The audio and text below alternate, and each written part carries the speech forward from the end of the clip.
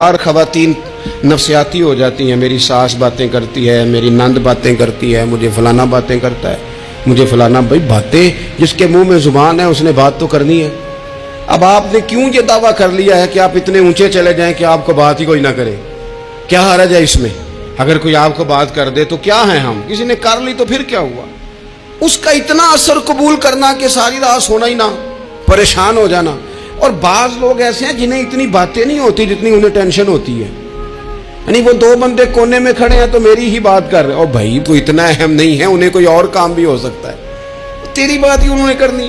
बिला वजह लोग समझते हैं कि मैं बड़ा अहम आदमी हूं, वहां भी मुझ पर तबसरा हो रहा है, यहां भी हो रहा है। इस पहलू से बाहर आए, इस कम्प्लेक्स से निकल आए।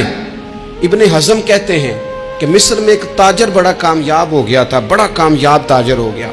तो जिंदगी में जितने लोग भी कामयाब होते हैं उनसे हसद होता है, उससे भी उसके इर्द गिर्द के लोगों ने हसद शुरू किया। अब ताजरों ने प्लानिंग की कि इसे खराब कैसे करना है। वो एक दिन अपने घर से निकला, सफेद कुर्ता सफेद पगड़ी बांध के बाहर। अब 5-6 लोगों ने पहले से मनसूबाबंदी की हुई थी। एक साहब उसे मिले, कहने लगे माशाल्लाह आज तो सफेद कुर्ते पर सब्ज इमामा, सब्ज पगड़ी बड़ी ही अच्छी लग रही है। तो हंस के कहने लगा, लगता है आप सो के उठ के आए हैं, पगड़ी तो मेरी सफेद है। उसने कहा चलो पगड़ी तो सब्जी है, बाकी आप नहीं मानते तो आपकी मर्जी। वो आगे बढ़ा, तो अब क्योंकि प्लानिंग थी तो एक शख्स और मिला। उसने कहा क्या बात है, सफेद कुर्ते पर आपका पीले रंग का इमामा क्या जचता है?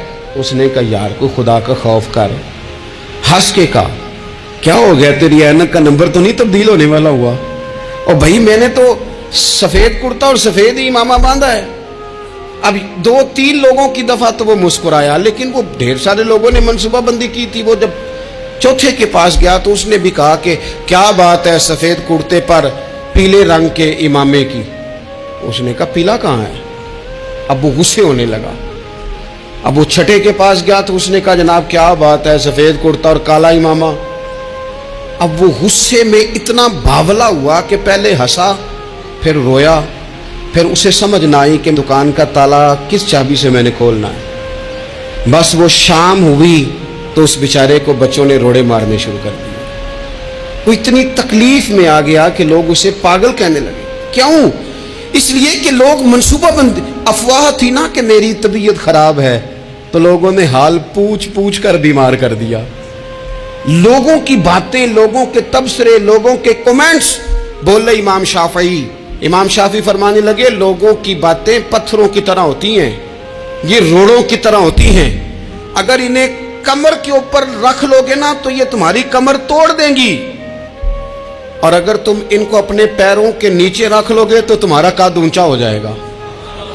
बस दुनिया में वो लोग परेशान होते हैं जो लोगों की बातों को कंधों पर सवार कर लेते हैं, जो पैरों के नीचे रखे, जो पांवों के नीचे रखे उनका कद। वो पुराने जमाने में ना आरिफ रूमी रहमतुल्लाह अलैह फरमाते हैं कि एक बैल गाय गिर गई थी कुएं के अंदर।